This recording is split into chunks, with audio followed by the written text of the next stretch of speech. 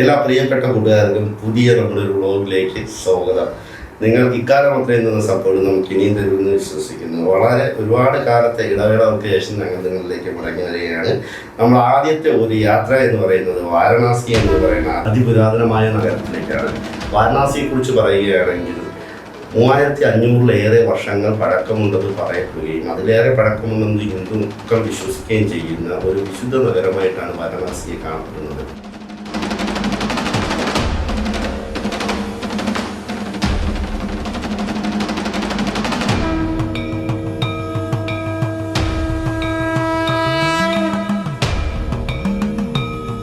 വാരണാസി അതിൻ്റെ പൗരാണിക പ്രൗഢിയിലും സാംസ്കാരിക തനിമയിലും വാസ്തുശില്പകലയിലും സംഗീതത്തിലും പണ്ടേക്ക് മുതൽ തന്നെ അതിപ്രസിദ്ധമാണ്.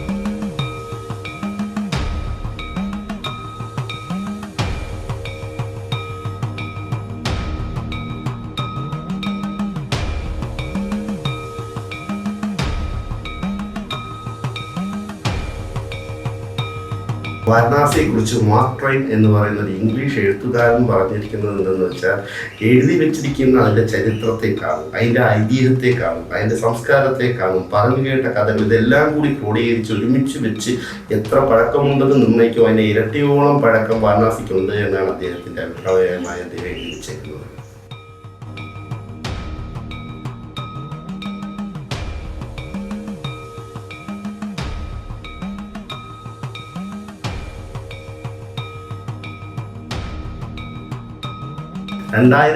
വർഷങ്ങൾക്ക് മുമ്പ് വിക്രമാദിത്യ മഹാരാജാവാണ് കാശി വിശ്വനാഥ ക്ഷേത്രം പണികഴിപ്പിച്ചത് എന്ന് എഴുതപ്പെട്ട തെളിവുകൾ ലഭ്യമല്ലെങ്കിലും പറഞ്ഞ് പ്രചരിക്കപ്പെട്ടിരിക്കുന്നത് അങ്ങനെയാണ്. പല പ്രാവശ്യം അധിനിവേശങ്ങളെ അതിജീവിച്ച കാശി വിശ്വനാഥ ക്ഷേത്രം 1780 മറാഠി റാണിയായ അഹല്യബായി ഹോൾക്കറാണ് പുനർനിർമ്മിച്ചത്. കാശിയുടെ പൗരാണികതയെക്കുറിച്ച് പറയുകയാണെങ്കിൽ 5-ാം നൂറ്റാണ്ടിനും 9-ാം നൂറ്റാണ്ടിനും ഇടയിൽ രചിക്കപ്പെട്ട സ്കന്ദപുരാണത്തിൽ കാശികാണ്ഡത്തിൽ കാശിയെക്കുറിച്ച് പറയപ്പെടുന്നുണ്ട്. ഹൈന്ദവ സംസ്കാരത്തിൽ കാശിക്ക് ഒഴിച്ചുകൂടാൻ പറ്റാത്ത സ്ഥാനമാണുള്ളത്. കാശിയിൽ വെച്ച് മരിക്കുകയോ അവിടെ ദഹിപ്പിക്കപ്പെടുകയോ ചെയ്താൽ മോക്ഷം കിട്ടും എന്നൊരു വിശ്വാസം കൂടി ഹിന്ദുക്കൾക്കിടയിലുണ്ട്.